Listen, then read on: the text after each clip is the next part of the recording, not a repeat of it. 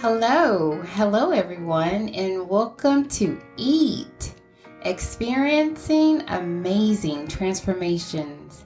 Welcome again. I want to tell everyone this podcast is for Christians, non-Christians. This podcast has been made just for those that need an encouraging word, something encouraging.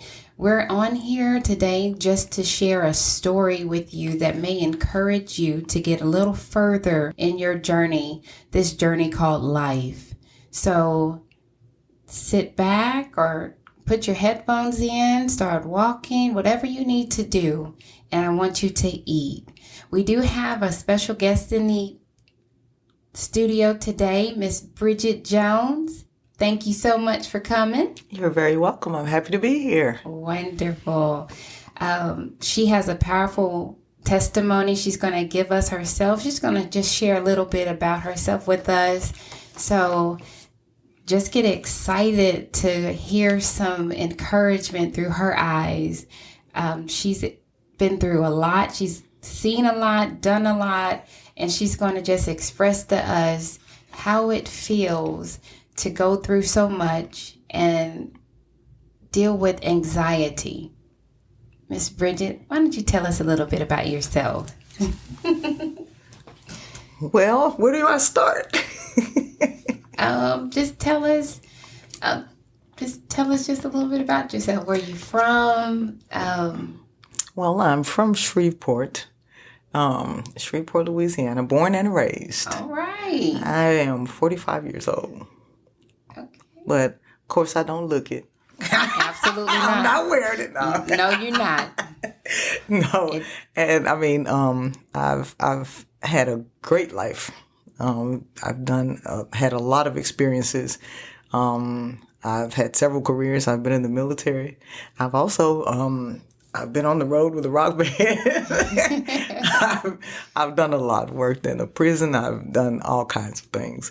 And I have 12-year-old twins, a boy and a girl. Oh, and that God blessed me with. Wow. They are amazing. I love my babies, Kaden and Mackenzie. Oh. And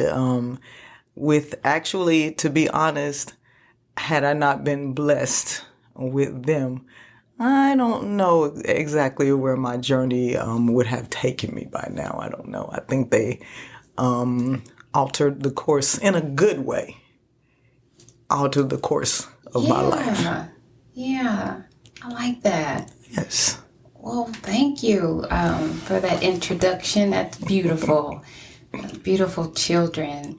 So tell us something that keeps you motivated every day, because every time I see you, you have this positive spirit. You're always bubbly, when in reality I know all of us can't be that way. So tell us a little bit about how you get there. Who is Bridgette?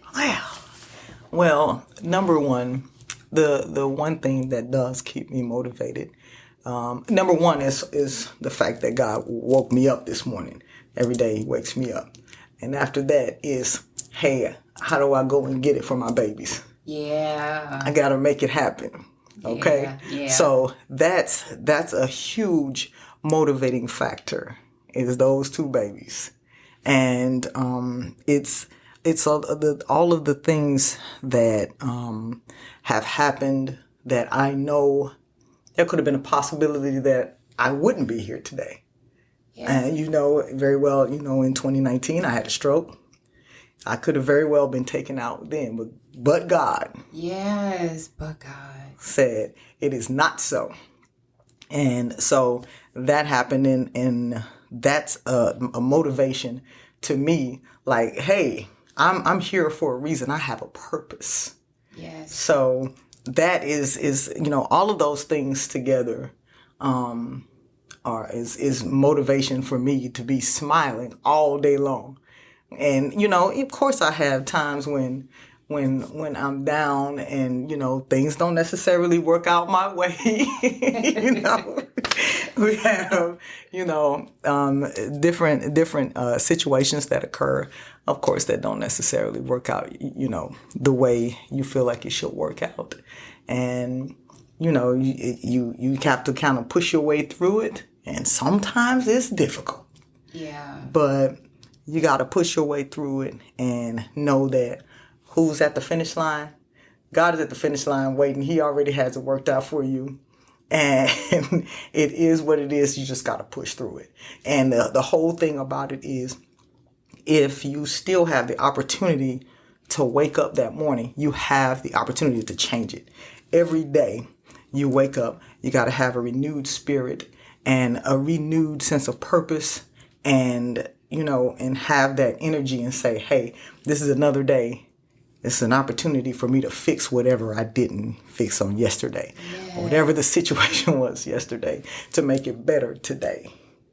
And that's why I'm always smiling and grinning and bouncing. I love it. I love it. Because, it's a lot of people like us that, had either strokes, heart attacks, cancer, that That's right. just don't bounce back. I'm not going to say they can't bounce back, but they just don't. Right. I know one of the reasons why I bounced back was my babies. That's right. I remember being on that rehab center, and I was like, listen now, I need to get home to my babies. That's exactly it. I don't care if they got a daddy. I need to get home to my babies. That's right. I was grateful for everybody that helped, but I needed to get home to my babies so they wouldn't see me struggle. And I think that we make sure that they don't see us struggle, so they never have to struggle. Exactly. They don't know what struggle looks like. Exactly. We want to make things easier for them. That's right. And that was, and like you said, that was the one thing, baby, I laid up in that hospital bed. And when I did come to and realize, hey, wait a minute. Right. Where's my baby? And so, when I was able, or I got better, I was blessed to be taken out of the ICU and put on in the regular room in the stroke unit. That was the first thing I'm trying to, hey, wait a minute, calling, where's my babies? And that was my motivation when they came and I saw them. I'm like, oh, wait a minute. I can't be laying in this bed. God, I got to do better. I gotta get it together. Right. And, and that was the strength, that my babies, that was the strength I pulled from to motivate me to get out of that bed and to get myself together. I told you this story before you and I were talking. I told you about when they had me a bed at the VA. That's right. I had my paperwork, and I go strolling up there, not in a wheelchair or anything. I'm walking, and the dude's like, ma'am, do you think you need therapy? And I was like, no, I'm fine. They just told me to come here. And I was like, and so, I didn't even end up having to have extensive therapy. It was just the therapy that I did get in the hospital, and the fight and the drive and determination and just stubbornness. Like, I'm not going to be laying in this bed. And, and that's what, got me out of that bed and got me through. And when I went home, it was my babies who helped, with my memory loss. Remember I told you about that? Yes. Every day they played this game with me, and that's what eventually brought my memory back. And I mean, here we are. Wow. So what do you think caused your stroke? It was not, and this is one of the things as Black women we do. We take on everything, and we try to be too strong for us and everybody. Yes. And we don't want it to show that we're suffering. So I think my mother passed. So my mother passed in 2018. I threw myself into work. I started working like a maniac. And and just trying to keep my mind off of what had happened. And I just worked and worked and worked. Wasn't even, to be honest, wasn't spending much time with my kids because all I was doing was working, trying to keep my mind just trying to forget that this happened. You know, that was so difficult for me to actually deal with it. And it was just over pressure burst pipes. Yes. Yes. It was one of those situations where I overloaded myself and put myself into so much trying to stay busy. And then I had the situation, the relationship that I was dealing with at the time. You know, they left. Yeah. And here I was to deal with. Now I'm really dealing with what's happened with my mom, and then I got this. Then I have the kids that I'm trying to stay focused on, and so it just snapped. And I feel like me trying not to, or not allowing myself to deal with the situation of my mother's death. Eventually I did, get grief counseling, but like I said, a lot of Black women, we're getting better. Yeah. We're getting better now because I do, there are, women that I do talk to that are getting therapy. But we're starting to get better. But, historically, Black women have not wanted to look weak. We've always had to be that strong, powerful, force. So we don't look at therapy, but in the past we haven't. Right. So once I did, get some type of grief counseling, that was after the stroke, of course. Yeah, of course. After I had already just driven myself into it. But I think that's what led to that stroke, is just overworking and not dealing with the issues at hand. Yeah. I truly believe that was mine as well. Man, life can throw so much at you, and you just, instead of focusing on the negative, especially being like, I'm not saying anybody else isn't like this, but me and you have a similar personality when it's into being optimistic. That's or, right. Being that sunshine in the room. That's and right. Trying to make sure everyone doesn't see that we're dying inside. Absolutely. So we have that in common, and that really was the reason why I had a stroke. Mm-hmm. Pressure bust pipe. That's right. And I was just like, if our face don't tell it, because we're very good at hiding, our bodies will tell it. It's going to tell off on you every time. Every time. So, it's important that us as people take care of your bodies. One of my favorite scriptures, and I kind of abused it. I'm going to be honest. I abused it for a long time. I would say, Romans 12:1 says, present your bodies a living sacrifice, holy and acceptable unto God. This is your reasonable service. And I would tell people that because I wanted them not to get a tattoo or not to get this piercing, when God was having me recite that for me. The least I could have done was sit down and talk to someone and tell them that I had problems. That's right. I could have at least sat down and slow down, stop trying to work so hard and not deal with the actual issues that I had in my marriage, in my family growing up. I just held on to all of it. So I'm with you there. And that's what happens. That's what happens when you go so long and all of these things through life. They build up, and then you constantly have things thrown at you. It's constant, and you continue to hold it in, and you're not, you want to take care of your body physically, but also emotionally and mentally.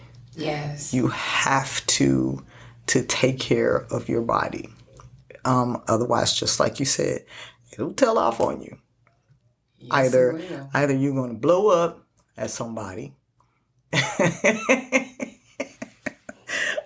Shame on me. Yeah, you're going to blow up at somebody because you've held all of these things in, and it takes that one little thing. Bam, there's the tipping point. Now you've gone crazy, and everybody's like, what is wrong? She doesn't normally act like that. Yeah, that was nothing. Did she go off like that about that little thing?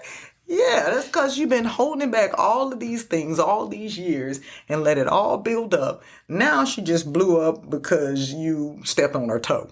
Right. Oh, you know what I'm saying? And it was an accident. Yeah, my bad. Yeah. So yeah, but that's how that works. And so you have to constantly I want to put this out there once again. We have a bad habit of this. Don't be afraid to talk to somebody. It's like I said, it's getting better now, but it's still a lot of like it's a taboo subject in the Black community. Right. Right. So just go get there. There's nothing wrong with it. It's nothing. Just like you go to the doctor to fix your broken ankle or your broken foot. If you're broken mentally. Yeah. That causes a whole lot of problems. Right. And I believe, it's amazing how we are in the Black community or any community, we'll say physical abuse is, oh my God, they got this bruise and this bruise because you can see it. You can see it. But mental abuse, something you can even do to yourself. That's right. Because you don't want to deal with something. That's right. It's worse. Oh, it's Look way at us. worse. We had strokes. Exactly. And not even 50. Exactly. We are having strokes, not 40. That's We're true. young. And all of that was due to, and this was actually, to be honest, I would say, in my case, pretty much self-inflicted. Yeah. Yes. Yes. Yes. It was self-inflicted mental abuse, and because I refused to go and get help. Right. And it was readily available for me. But I wanted to handle this myself and, not have it be a stigma. So look what happened. And I ended up having to go do it anyway. And that's something. And you know what? Mine was, I actually did try. But I went to this one lady and she was just like, leave him. And just everybody like else's issue, let him go. And I was like, oh, she is not the one. No. I am not doing this again. Not realizing that you do, just like you have to get a second opinion. If they say you have cancer, or if they say you have lymphoma, whatever they may say you have, sometimes you need a second opinion. That's right. I needed a second opinion. But instead of getting that, I said... You gave up. Yeah, I did. Yes, I did. And then, boom, I was forced. You either going to do it or you're going to sit here. You're going to have to color. With those coloring books. And I learned how to color in the lines. So y'all listen. So I went through a little situation. Oh, it's getting good now, y'all. I went through a little situation. Well, I went to a very, very dark place. I allowed myself to emotionally, I was emotionally just torn down, for lack of better terminology. And I got to a place where I was suicidal. And it was a real thing. Yes. I really had gotten to the point where I said, hey, I don't want to be here tomorrow. And I was ready. I was ready to not see the next day. And, thank God, the way the situation happened, I ended up still being here the next morning. And who comes is Kimberly. And our friend Sequoia, who comes and she tells me about these coloring books. She's like, "Do you want to go and go to this place? You know they're going to make you color, right? They're going to make you color." I was like, "What?"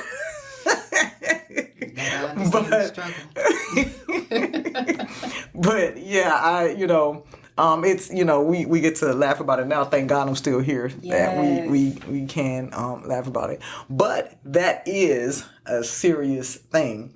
We have so many people that are hurting so bad that they get to the point of and then they feel like they have no other avenue. Right. And we can talk about the spiritual aspect and all of those things, but at this point sometimes that's when you feel like you're out of, help me, like you're out of options. You're out of options. You just and you're you just don't see a way out. Don't see a way out. Exactly. And I know that was my case. Yes. Didn't think I had a way out. And it was absolutely my case. And here I am, a minister. Here I am, encouraging people. Here I am, pouring in different people, and I was the same my way. Children. Mm-hmm. See, and here we are, dying inside. Yes. And thank God for you, because and I mean there's a reason why you and I met, because it's I don't know, we just clicked. It was almost instant. We just clicked. And it's been an amazing journey ever since. And all the way up to those coloring books. It's been just... I got off that flight. I had to fly out. I didn't even go home. Didn't grab no bag, no nothing. I said, I got to go. She came right to me and we talked about those coloring books, and I think I've been all right ever since. Glory to God. I'm telling you, when they lock you up and then you can't go nowhere for 30 days, and they watch you, they take your shoestrings, y'all. And they try you on different medicines. I saw pink flying fish on a dog leash. Yeah, pray for me. I remember you told me. I said, Jesus, you know what? I changed my mind. I think I do have a purpose. Whatever it is, I want to do it. I don't want to be in here no more and color these coloring books. And I'm going to tell everybody else, don't go in there and color. Them coloring You books. don't have that to do. I'm here to tell you, go talk to someone. That's right. Get it out. Whatever you need. That is not an option. I know we feel like that's the only option sometimes. I'm telling you now, it is not an option. You have a purpose. You are meant to live. You are meant to live. Because when you get in those places, you're going to color. And you're going to see pink flying fish on a leash. I can laugh about it now, but I cried, y'all. I cried. I wasn't in my right mind. I wasn't with my children. Right. I wasn't able to. And I was ashamed. I didn't even want to call my mom and say, hey. And they done locked me up because they caught me. I took some pills, a lot of them, and they said I wasn't going to make it. They had to get that stuff out of me. Once they got it out of me, they was like, she can't be left alone at all. At all. Wow. And I had to be isolated and actually be around others that felt the same pressure, pain, disappointment that I was feeling. And to see them, they even let me sing in there, y'all. Mm-mm. But I got to see these people, and I started praying for them. As I prayed for me, I was able to hear God more clearly. And he said, this is enough. All that you're feeling, you need to tell someone. That's right. You can't hold all your feelings. Just that smile is fake. Take off all that fake makeup you're wearing. And y'all, I'm natural. I don't even wear makeup. But in the spirit, I had on caked on makeup. I just didn't know how to be me anymore. I didn't even know who that was. It was just Smile. Don't let anybody know that you're struggling. Smile. Don't let anybody know that you're hurting, that you're dealing with stuff from your past, your first marriage, your second marriage. Who wants to be in 2 failing marriages? Who wants to admit that? Yeah. Who wants to admit that they don't feel like they're the best mother because they can't provide the way other people provide for their kids? Who wants to admit that? Who wants to admit that even being a leader or a manager or an owner, that everybody don't like you? And it's okay. It is. I didn't know it wasn't. I didn't know that it wasn't okay that they didn't have to like me. Right. I'm the boss. They're not supposed to like me. But when you're not cultivated or taught that, you fall into that whirlwind of everybody is supposed to be happy around me. Everybody is supposed to like me. Everybody is supposed to see me as this big, nice figure, this model, this role model, this mentor. And you don't even have a mentor yourself. Right. It's honestly hard to be a mentor yourself when you've never been mentored. Yes, it can be done, but you will be affected in it because you're trying to be something that you never even had. So you don't even know what that looks like. You just know what you didn't have. And you could miss the mark. You could be pouring into somebody that don't need that. They need something else. I done got off. No, that's beautiful. It is beautiful. And you get to a point where you think that other people are supposed to see what you feel you are. And everybody's not going to see you that way. Right. It's just not. Right. Because, and sometimes what we see ourselves as is a cloudy picture. That is not what you show the world. Right. So that's the truth. So, that's just something we have to deal with. That, you pray about it, and you wake up every day and you just try to be the best you that you can, and ask God to guide your steps.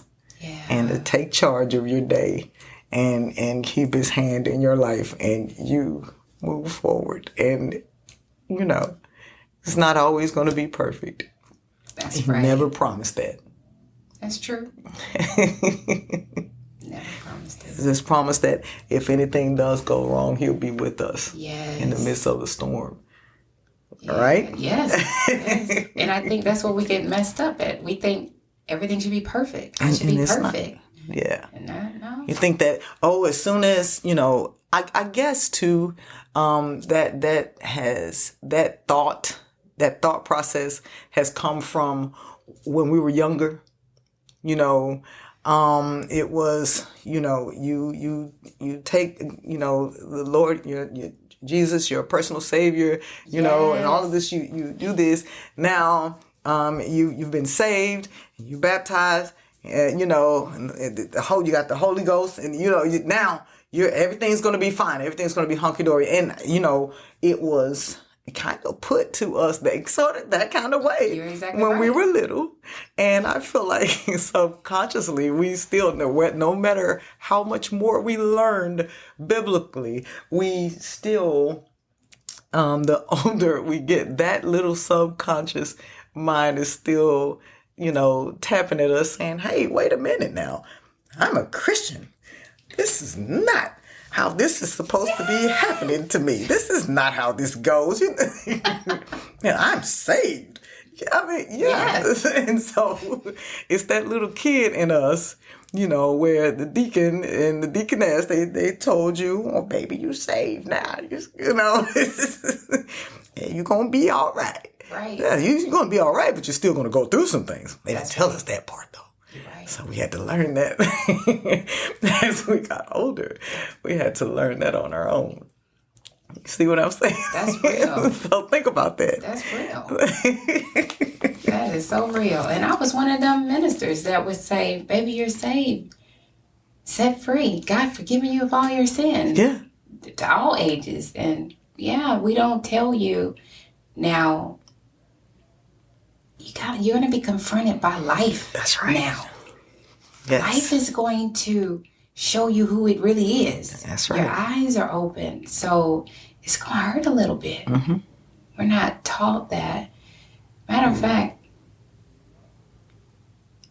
yeah, I don't think that's really even talked about. Right. So that's what I'm saying.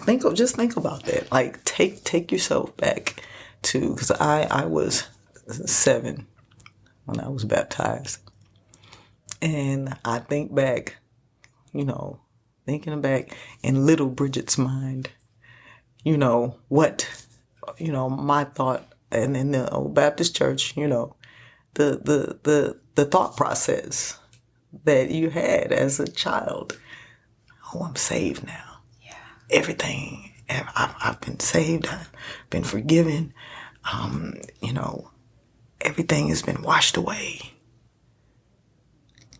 The rest of my life is, this is in a child's mind. It's going to be great. And so then when you get,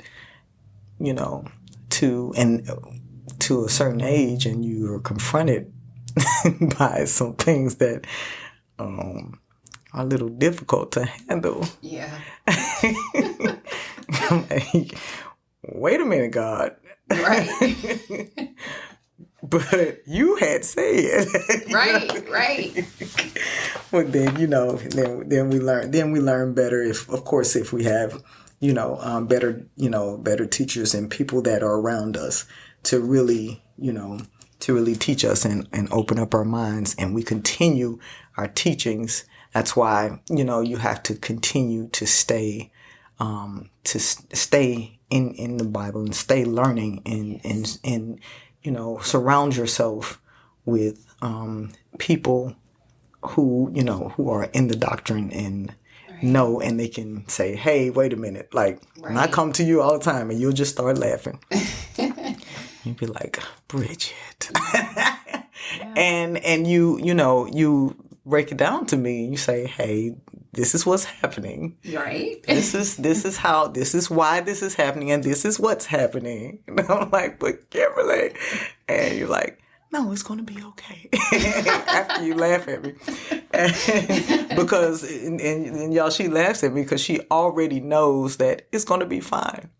There's sometimes I'm like, well, wait a minute, what is happening right now? And she's like, it's going to be fine. I'm like, okay, Kimberly, you said so. That's right. But, that's the word. But you have to keep people around you who are motivating and who are positive and will feed into your spirit positivity and to keep you to try to catch you when you feel like you're falling. You have to have someone who you can go to and who's always going to speak life into you. Yeah, that's good. Yeah. I do encourage that. I haven't been through everything, but I've been through enough. Yeah. And I've been through so much that I just feel like I don't want anybody to have to suffer the way that I suffered. And I suffered in silence. So if I can prevent you from suffering in silence, or encourage you, hey, don't go color. But hey, it's going to be all right. We got this. Look, what I tell you, you better be looking in the different people's cars. You don't know who God going to say, let me pay her mortgage this month. I'm looking. I'm always looking. Good morning. Glory to God. Good morning. Good morning. It blows my mind how I can pull up in a drive-thru just to get Ariana a frappe, and the lady at the window will say, oh, the car in front of you paid for it. Don't worry about it. I'm like, oh, glory to God. That's right. It was for my baby, but thank you. That's the truth. Oh, and I got to reiterate something too. That when we were talking about the suicide situation, I want everybody to understand that I was the person when I was in the military. I was the suicide prevention person of all people. Let's keep in mind. Let's keep it 100 then. Okay. Okay. So for this to come full circle and to me to be on that end, it was kind of crazy. I just had to throw that in there that yes, I was the suicide prevention person. Wow. So the very person you needed, you were to someone else. Yes. Wow. Wow. I don't even have words. All I can say is wow. Yeah. It's amazing. That's something. Mm-hmm. That's something. How God will have you do something and then test you. Yes. And I hate saying test, so I try to say confront or see if that's just life. I feel like when we pour into people and encourage people to not do or to do, then we're confronted to see with that if we're going to fall prey to the same situation. Yeah. Are you going to actually do what you say? Kind of like what we were taught as kids. Our parents and they're cussing and they tell us, don't you say that word. It's like, okay, but you do it. But you say it. Oh, do as you say, not as you do. That's right. What's my example? Oh, I'm the example. Oh, okay. So be happy, be encouraged, smile. And here I am, tested. That's right. And I failed, I won't say miserably because I'm still here. You didn't fail. You did not fail. You did not fail. Not on God's watch. I saw him. Yeah, you did tell me that. You didn't want to color. I did not. We're laughing about it, but God knows this is serious.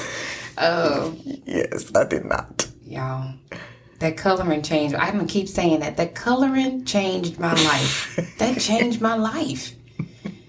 You know how you have a situation and you're taught as I guess I was taught this, as a testing mechanism where you make sure you link something to an object or a word or a phrase, or for me it was math, but I would link colors to things. And for some reason, suicide goes straight to those coloring pages.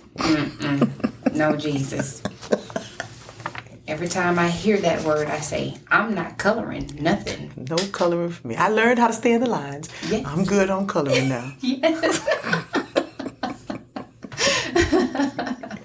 That's amazing. I'm telling you. God has a sense of humor. Yes, he does. He really does. He has a sense of humor. He said, I'm going to test her. Yeah. Let's see if she likes this the suicide coloring. prevention person and put me in it. And some. And you came out successful. Yes. You are still here. We are still here. I'm very happy. And we just encourage you to stay here and know that that's not an option. That's right. I want you to be nosy enough to find out what happens tomorrow. Yes, exactly. Stay here so that you can find out what will happen tomorrow. That's right. What does God have for you tomorrow? Right. I say, oh, look, that's where it comes. Think slow, move slow. Okay. Think slow. Tell us a little bit about that. Why you keep saying that? So listen, think slow, move slow is one of those sayings. I use that quite often because what that really means is, number one, be anxious for nothing, and also be anxious for nothing because you know that eventually whatever is coming, God is going to work it out in His time, not yours. And I am very guilty of this, and Kimberly, you know that. Like, when is it coming? What is it? So I have to remind myself, and when I talk to other people, when I'm trying to encourage them, or I always say, think slow, move slow. And if I had that saying in my mind, so many situations in the past, it may have been a much more positive turnout, because there were situations where I was just moving too fast. Like I was telling you, if I had thought about it a little longer and moved on it a little slower, and if you're not so anxious and you sit and you're quiet, you be quiet, you can hear God speak. Yes. You can hear the Holy Spirit speak to you if you just be still. Okay? Yes. So that's why I say, think slow, move slow. If I had not been running so fast and moving so fast and jumping on this plane and going here and doing this just because my mind was telling me to do it, and I was like, yes, because I was so young and I was just trying to just go. Just what are things that you did? Okay. Like, go. What are things that your mind told you, do this, do that, do that? I mean, like I was telling you, or I mean, there were situations, even in relationships. I had situations where I was in one relationship and bam, I'm moving like, oh, bam, well, this other situation right here. Oh, okay. Now I'm not thinking slow, not thinking about how I'm about to make this other person feel that I already have here. If I sit down and chill for a second and just think about this, then I'm able to take their feelings into consideration.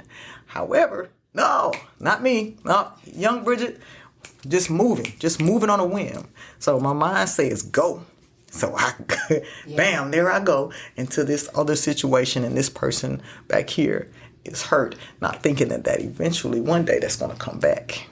That hurt that I put there is going to come back. Understand? Yeah. So, I'm moving, and I'm thinking, and moving. As soon as the thought comes to my mind, I'm gone. And even in I have done had quite a few careers, like I talked about, because I told you my mind said go, I go. I was in college. My mind said join the military. Bam! I went. I didn't even think. It was like a couple of. I didn't give it any deep thought. My mind said do it. Bam! I went to the military. That I did that first 4 years, and I told you my mind said, hey, bam! Look, go to Florida. Oh, go work on this music. Bam! I went to Florida, did that for about a year. Got, dropped a little single, did that. My mind said, go work at the prison. You want to be a drill instructor. Bam, I went there. I did that. Went back into the military. It's like I was just on go. This was all during my 20s, and I was just on go mode. And I'm not taking any time to just sit down and think and be quiet and still, and and listen to what God has for you. I was just going and doing and that's a lot of it. Probably a lot to do with age too, but now that's why I try to talk to people who are younger than me, or people it doesn't matter, just like you minister to me all the time, and I'm older, but I listen because you know what you're talking about. But yeah, I try to help younger people now, like, hey, listen. Yeah. Just slow down. Everything that you want to come is going to come. You would think slow, move slow, because it can help you a lot more in the future. Yes. Thank God everything worked out for me. Yeah. Most of the moves that I made were okay moves. It was now, I mean, the part about the relationship, that's a totally different situation. Yeah. But that was, it can in relationships too. It can cause you to have like relationships that don't go as far as what they could have, because you're too busy just thinking, moving on a whim. Yeah. So I mean, you just gotta be still sometimes.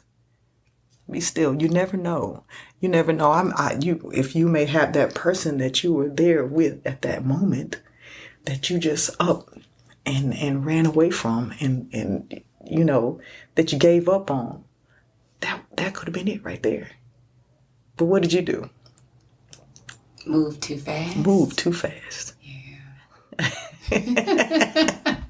You move too fast. And then bam, you look back and he or she made somebody else the perfect spouse. And bam, you went off and it could have been you. Probably was supposed to be you. But you messed it up. And you know, let me tell you one thing that we do all the time. Once we have messed something up, okay, we'll be like, oh, you know what? It just wasn't meant to be. No, that's not the case. You just messed it up. Yeah, it probably was meant to be. Oh, it just wasn't meant to be. That's so real. That is not the case.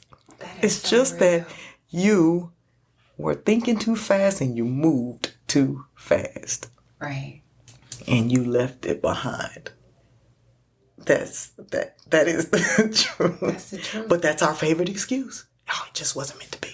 Yeah. It's our favorite excuse. I don't know why we do that. And I know, sad, but we do it as Christians. That's what I was saying. Christians are the most, that we're the guilty ones. I'm telling you. That's our thing. Oh, if it was, it just wasn't meant to be. Right. Oh, if God meant for that to be, then it would have. No, you messed it up. Guess what else God gave us? Free will. Yes, you have a choice. I have a choice. Yes. And God can have this beautiful blessing for us, and it wasn't meant to be.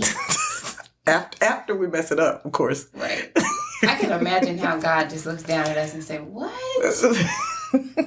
Who came up with this line, and who's going to stop it? Because this line is a curse. Yes. Because my idea for you is to prosper and be in good health. What is wrong with you? And that line is a curse, and it's in the Christian community. That is like that is so real, because I've met so many non-believers, or so many that just started to believe and successful. Yes.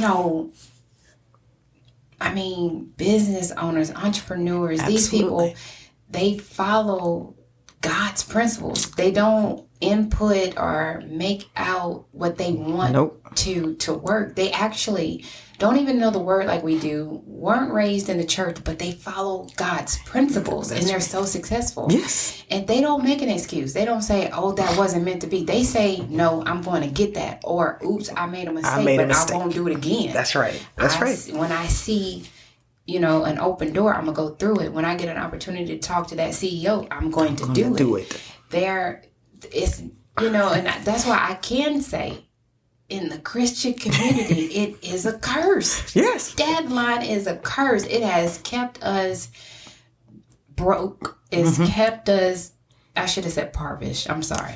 Parvish, yeah. In all areas of our life, it's kept us saying it's okay for murder to happen. We're saying, oh, if that baby was meant to die, it was God's will. No. It was not. No.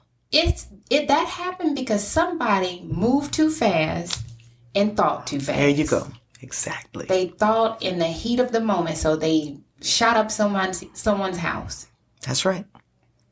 They thought too fast.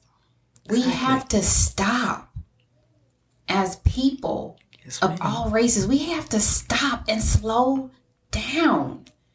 Yes. That is beautiful. Think about it. Think about what we're doing. Think about what you're doing. I was taught by a prophetess some years ago. She said, God can change his mind. And ever since she said that, it shook me. I'm like, God has so much for me. I missed out. So God changed his mind. Like, oh, because I messed up. He had that for me, but. And exactly. I ain't gonna mess up no more. That's right. I'm telling y'all.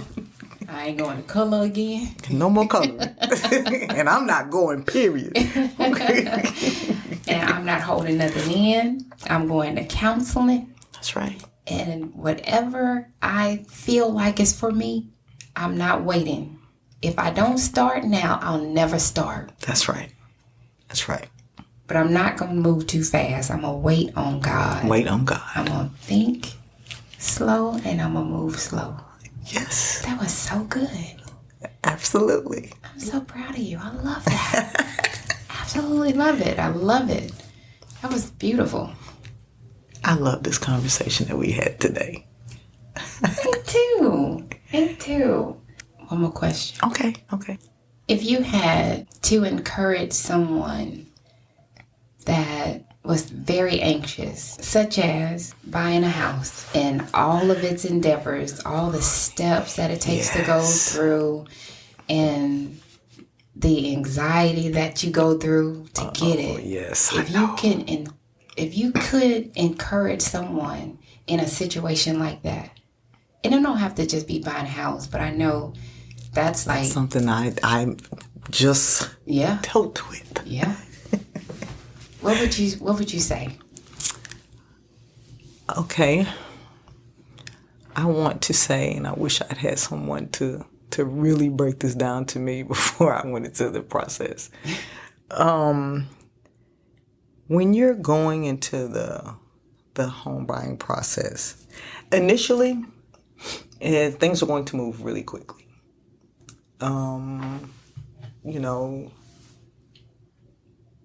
With the credit, everything's fine as long as your credit's good. All of that the initial part is going to move really quickly, and then you choose once you actually choose the home that you found it, like, okay, bam, I want this. This is when it gets difficult at this process. It's when you actually find the home and you're like, hey, this is what I want. Bam. All right.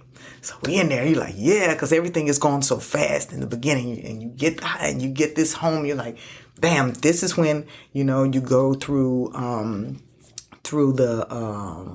the inspections, and, you go through the different processes, and then you get to the underwriting process. Mm-hmm.